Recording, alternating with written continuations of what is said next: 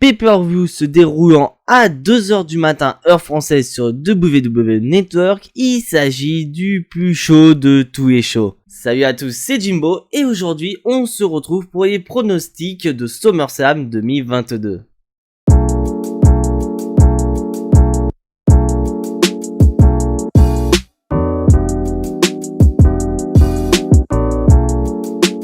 Donc avant de rentrer dans le vif du sujet de la vidéo, je tiens à vous remercier mes chers amis Catch Addict, car en effet nous avons dépassé les 550 abonnés sur la chaîne, c'est totalement une dinguerie.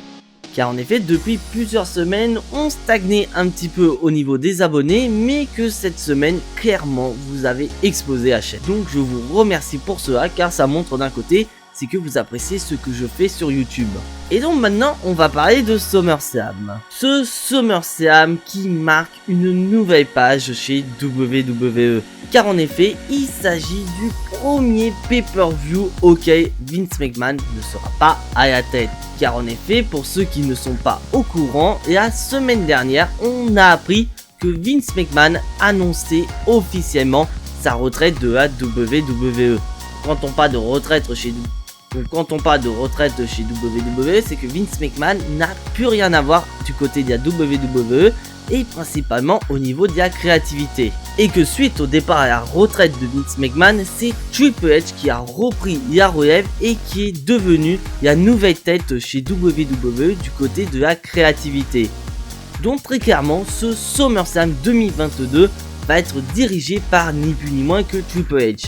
Un Triple H qui a annoncé qu'il voulait vraiment bouleverser les choses du côté créativité et qui nous réservait quelques dingueries pour SummerSlam. Donc rien que par rapport à ça, je suis hypé pour SummerSlam. Parce que très clairement, ce n'est pas la carte qui me hype pour ce SummerSlam 2022. Car pour ceux qui ne l'ont pas du tout remarqué, ce SummerSlam 2022 est un format rematch. Car vous regardez la carte de ce SummerSlam, tous les matchs de championnat sont très clairement des rematchs. Des matchs qu'on a déjà vus maintes et maintes fois par le passé. Et très clairement, le pire des rematchs, c'est le main event. Donc très clairement, pour moi, ce SummerSlam 2022 ne sera pas le meilleur SummerSlam de l'histoire de la WWE. Et en parlant du meilleur SummerSlam de l'histoire de la WWE, je tiens une nouvelle fois à vous remercier, car la dernière vidéo que j'ai faite parlant du meilleur SummerSlam de l'histoire de la WWE a fait un énorme carton, car on a pratiquement 700 vues sur la chaîne. Et donc ça confirme une seule chose, c'est que vraiment j'ai envie de me diriger sur ce nouveau format qui a l'air de vous plaire également. Donc après je vous ferai une vidéo un petit peu plus détaillée dans la semaine, mais je pense que vous avez tous compris que je vais arrêter les reviews de Raw et de SmackDown de manière temporaire pour pouvoir me concentrer davantage sur le nouveau format de vidéo qui semble déjà d'une vous plaire mais également me plaire. Je prends énormément de plaisir à écrire ces vidéos, à faire mes recherches et après vous monter ces vidéos. Donc dites-moi dans les commentaires si vous appréciez ce nouveau format de vidéo. Mais bon, je pense qu'on est tous prêts. Moi je suis. Let's go pour les pronostics. Logan Paul contre The Miz. Donc là mes chers amis Catch Addict, on va commencer par un match opposant Logan Paul face à The Miz. Donc dans un premier temps, pourquoi nous avons ce combat? C'est parce que tout simplement à WrestleMania, The Miz et Logan Paul affrontaient les Mysterio lors de WrestleMania et que suite à la victoire de Logan Paul et The Miz, Logan Paul se fait trahir par son partenaire du moment avec un Skull Crushing Funny. Donc de quoi faire une rivalité entre Logan Paul et The Miz, mais très clairement la rivalité est pourrie. Parce que très clairement cette rivalité tourne autour d'une seule chose, ce sont les bouilles de The Miz. C'est vraiment pas très fun de WWE. Mais en soi, voir un Logan Paul dans le ring ne me gêne absolument pas, car au vu qu'il a fait lors de WrestleMania, je pense qu'il est capable de nous faire une dinguerie pour SummerSlam. Et surtout qu'il ne faut pas oublier mes chers amis Catch Addict que Logan Paul a signé un contrat avec la WWE, donc il est officiellement un catcheur chez WWE. Donc on peut considérer que ce match opposant Logan Paul et The Miz est tout simplement le premier match officiel de Logan Paul depuis qu'il a signé chez WWE. Donc je pense que personnellement pour son premier match sous contrat à la WWE, Logan Paul va remporter le combat face à The Miz et que grâce à cette victoire face à The Miz, Logan Paul pourra peut-être évoluer du côté de Raw pour peut-être, pourquoi pas, affronter le champion des États-Unis dans le futur.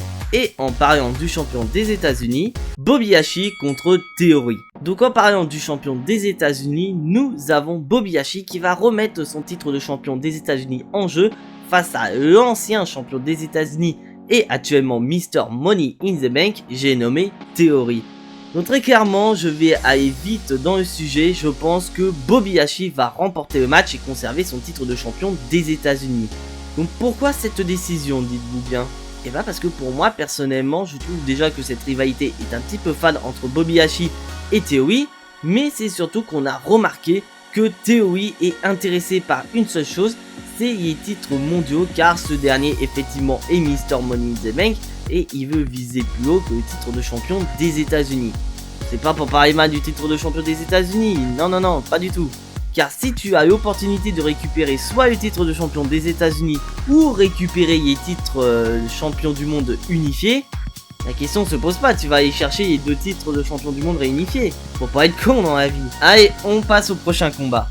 Pat McAfee contre Happy Corbin. Car très clairement, mes chers amis catch addicts, on va passer à un match qui, en soi, franchement, ne m'intéresse pas beaucoup parce que malheureusement, j'ai beau kiffer Pat McAfee, et bah ce dernier, il se retrouve avec un adversaire qui ne m'intéresse absolument pas. Il s'agit d'Happy Corbin. Et donc, on a cette rivalité entre les deux, tout simplement parce que Pat McAfee, en tant que commentateur aux compagnies de Michael Cole du côté de SmackDown, a sorti quelques phrases concernant Happy Corbin qui n'a pas plu à ce dernier.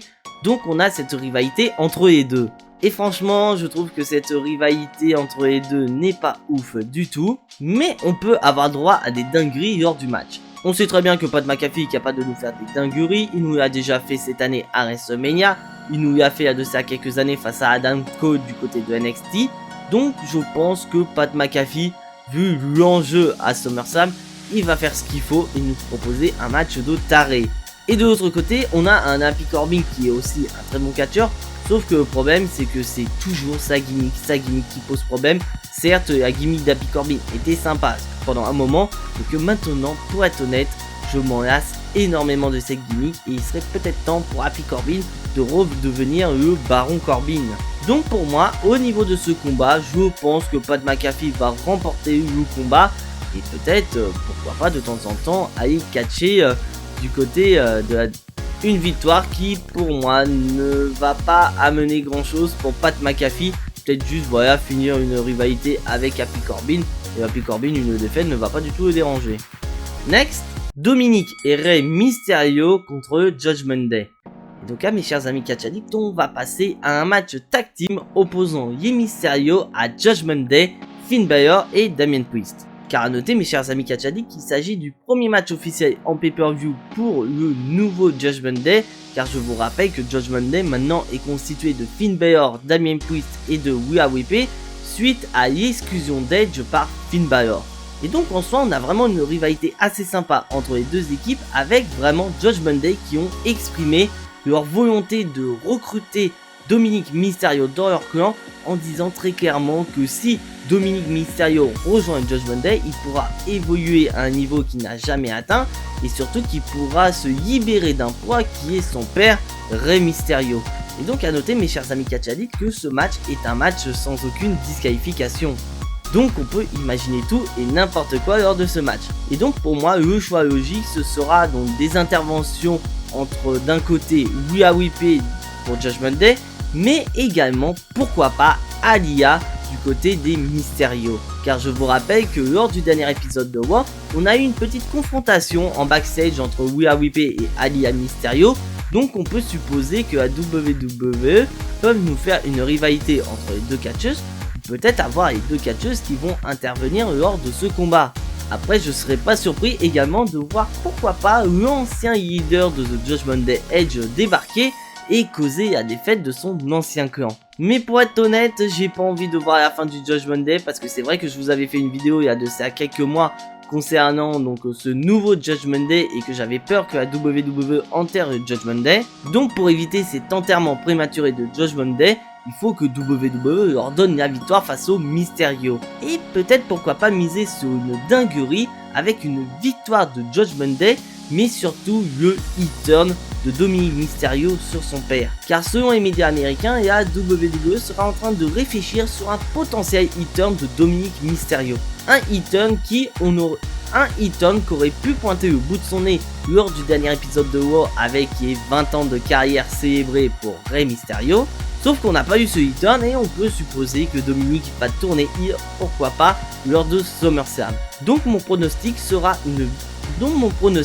est une victoire de Judgment Day avec un heel-turn de Dominique Mysterio. Ce serait fun. Allez, on passe au prochain combat. Les Usos contre les Street Profits. Et donc là, mes chers amis catch addicts, on va passer au match tag team unifié opposant les Usos, nos champions, face aux Street Profits. Un rematch, encore un rematch effectivement, mais un rematch qui a quand même son sens. Car je vous rappelle mes chers amis catch addicts, lors du dernier PLE qui était Money in the Bank qui opposait également les Usos aux Street Profits, on a eu une fin de match assez controversée entre les Usos et les Street Profits où Montez Ford a subi un tombé alors que les épaules étaient levées. Donc ce qui amène ce match revanche entre les Usos et les Street Profits. Et là où j'ai absolument pas compris, c'est arbitre spécial. Car en effet, la WWE avait annoncé qu'il y aura un arbitre spécial pour diriger ce match et faire en sorte qu'il n'y ait aucune boulette. Donc il y avait vraiment beaucoup de noms qui étaient cités et surtout des noms assez logiques. Il y avait des noms qui circulaient comme notamment pourquoi pas Paul Heyman ou encore le frère des Usos qui est en train d'évoluer du côté de NXT. Mais non, c'est Jeff Jarrett qui a été élu arbitre spécial pour ce combat. Pour être honnête, je n'ai pas du tout compris pourquoi Jeff Jarrett. Après, on apprend que oui, comme SummerSlam a eu à Nashville, donc ils ont essayé de rapporter Jeff Jarrett, Nashville, voilà, pour que ça ait du sens. Sauf qu'il n'y a pas de sens dans cette rivalité. Mais en soi, je pense que Jeff Jarrett, bien qu'il soit arbitre spécial, je ne pense pas qu'il va rester neutre. Car vous avez pu voir lors du dernier épisode de SmackDown, Jeff Jarrett a quand même subi un super kick de la part des Usos. Donc on sait tout ce qui se passe quand l'arbitre spécial est un petit peu trop mêlé dans cette rivalité. Et il va y mettre son grain de sel. Donc pour moi, je serais pas surpris de voir un Jeff Jarrett qui pourrait intervenir dans le combat et pourquoi pas faire perdre les Usos. Parce que c'est vrai que le problème c'est que les Usos sont champions de tag team unifiés, ils sont au sommet de la WWE. Et c'est vrai que le seul moyen de les faire perdre sans pour autant qu'ils perdent de crédibilité, ce serait que Jeff Jarrett intervienne et donne la victoire aux Street Profits suite à cette intervention. On aura quand même les Usos certes perdants, mais quand même très très forts parce qu'ils n'auront pas perdu de manière clean. Donc pour moi, je vais miser sur une dinguerie et je vais miser sur une victoire de Montez Ford et Angelo Dawkins qui vont devenir nos nouveaux champions tag team unifiés de la WWE. Ce serait sympa quand même. Allez, suivant. Liv Morgan contre Ronda Rousey. Mes chers amis catch addicts, on va passer du côté de la division féminine et plus précisément du côté de SmackDown avec notre nouvelle championne de SmackDown, Liv Morgan, face à Ronda Rousey, ancienne championne. Et oui, encore un rematch. Et donc en soi, pour être honnête, c'est pas une rivalité qui me hype énormément parce que le problème c'est que nous avons une rivalité face-face. Bien que je sois content que Liv Morgan soit championne, j'ai quand même assez peur pour ce match. Parce que c'est quand même Ronda Rousey qui y a en face de Liv Morgan. Mais je pense que la WWE ne vont pas jouer au con et ils vont vraiment construire une Liv Morgan top face ultra puissant. Je pense que la WWE va faire évoluer davantage Liv Morgan en tant que top face du côté féminin.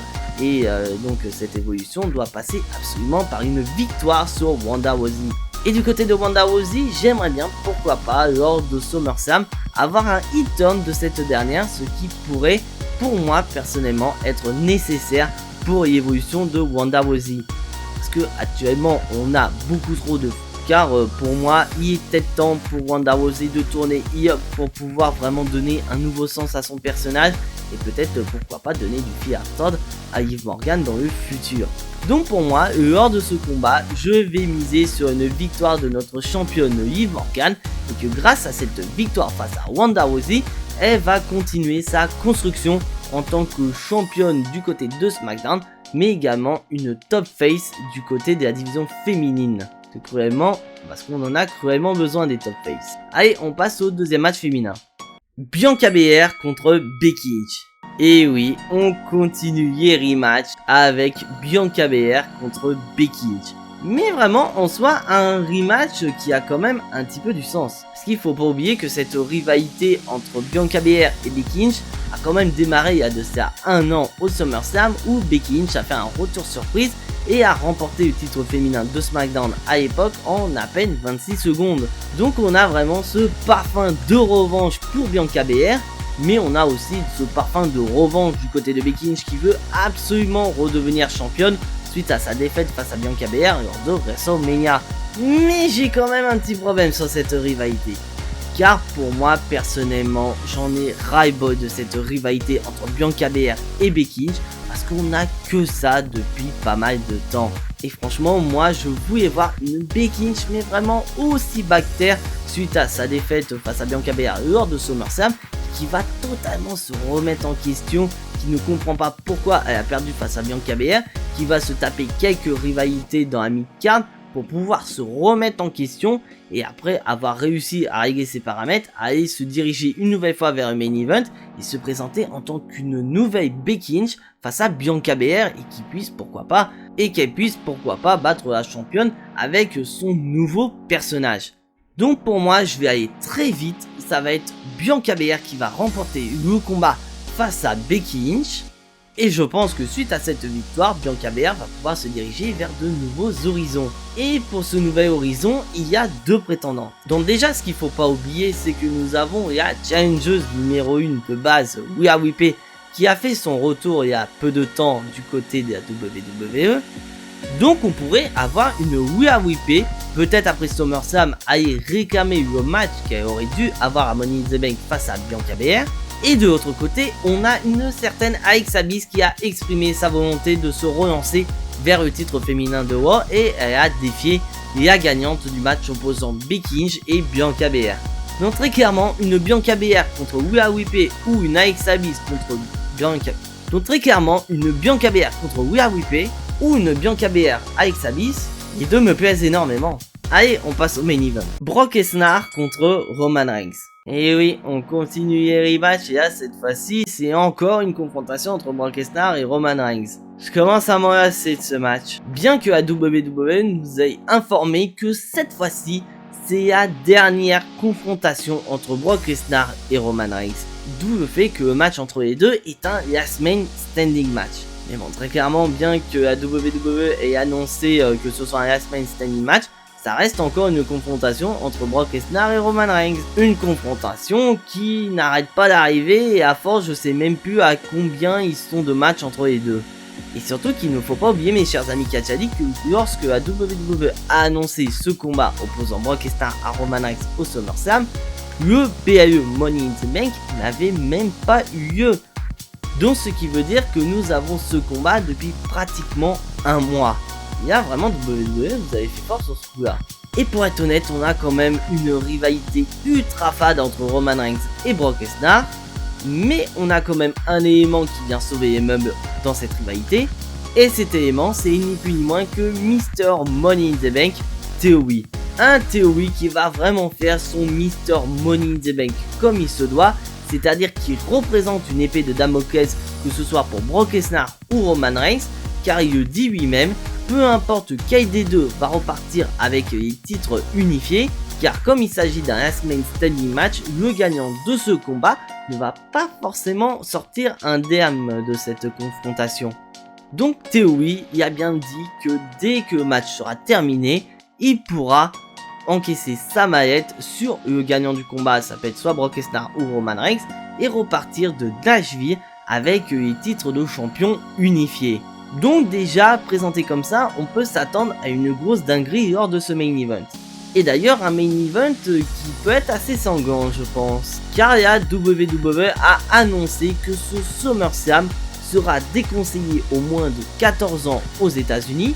Donc on peut supposer que ce last man standing match opposant Roman Reigns à Brock Lesnar pourrait être bien plus violent que les précédents last man standing match qu'on a eu chez WWE. Donc personnellement, je pense qu'on peut avoir une dinguerie entre les deux.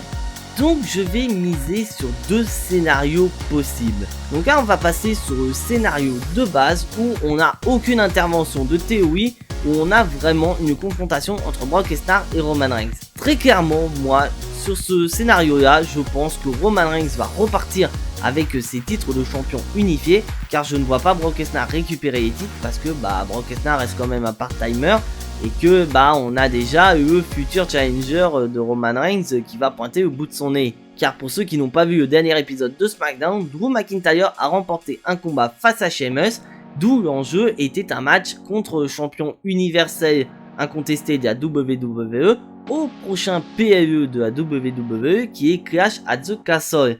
Et c'est donc Drew McIntyre qui a remporté cette confrontation et ainsi obtenu son droit à un match de championnat. Donc vu présenté comme ça, Roman Reigns contre Drew McIntyre, c'est un match que WWE nous fait espérer depuis pas mal de temps. Et là on va passer vraiment sur le deuxième scénario et j'ai appelé ce scénario là le scénario dinguerie de SummerSlam. Et ce sera une... Donc là mes chers amis Catch Addict, on va passer au deuxième scénario, le scénario que j'ai baptisé le scénario dinguerie de SummerSlam. Donc dans ce scénario de dinguerie et dans ce scénario dinguerie, je verrai pourquoi pas Theory cash in sa mallette pour peut-être pourquoi pas intégrer le match en plein milieu, voire même à la fin pour transformer le match en triple menace et ainsi récupérer les titres en volant sous la barbe et le nez de Roman Reigns et Brock Lesnar les titres de champion unifiés. Parce que pour être honnête, j'aurais du mal à voir Roman Reigns et Brock Lesnar perdre de manière clean. Donc je pense que pour être honnête, que ce soit dans le scénario 1 ou le scénario 2, il va y avoir une fin de match où il va y avoir des interventions car il n'y a pas de disqualification dans les Last Man Standing match.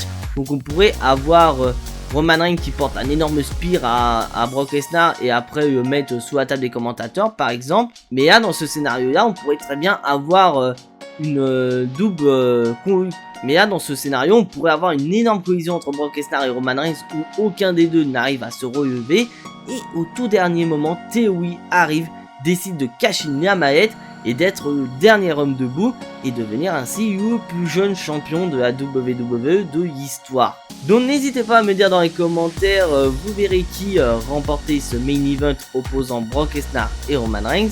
Les commentaires sont à vous.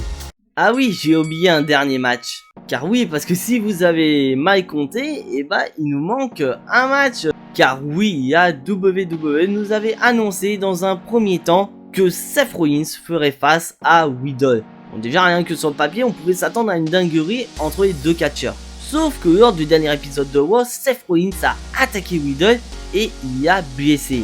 Donc je vous arrête tout de suite, la blessure est purement storyline, Riddle n'est pas blessé.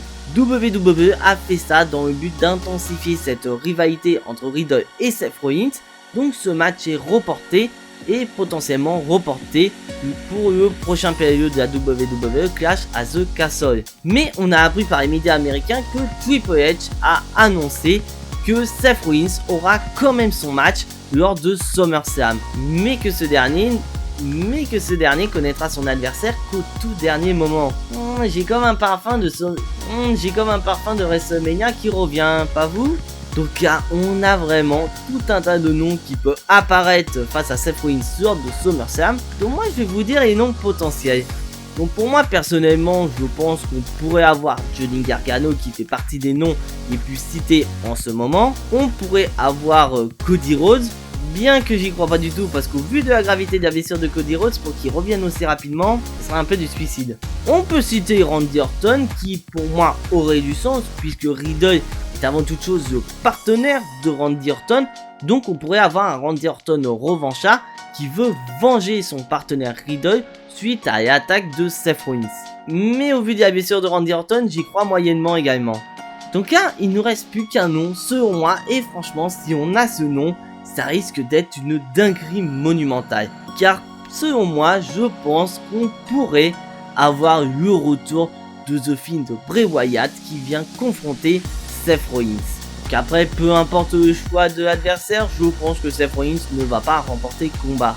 Donc n'hésitez pas mes chers amis Catch Addict à me dire qui sera selon vous l'adversaire de Seth Rollins. Je veux des noms et des noms dans les commentaires. Je vous fais confiance. Donc voilà, c'est tout pour ce pronostic de SummerSlam. Si bien sûr tu n'es pas abonné à la chaîne, je t'invite bien sûr mon cher ami Catch Addict à le faire. C'est entièrement gratuit et ça soutiendra la chaîne. bien sûr à être notifié des prochaines vidéos en activant la cloche, mais surtout à activer un maximum de pouces bleus qui font énormément plaisir à la chaîne. Et donc on se retrouve ce soir sur Twitch, le lien est en description, où on va avoir un live réaction pour SummerSlam. Et on se retrouve donc demain sur YouTube pour la review de SummerSlam. Parce que bien que j'ai arrêté les reviews de Raw et de SmackDown, je continue à faire les reviews des pay-per-view. Mais en attendant, soyez tous très fiers d'être des catch addicts. C'était Jimbo, et à la prochaine!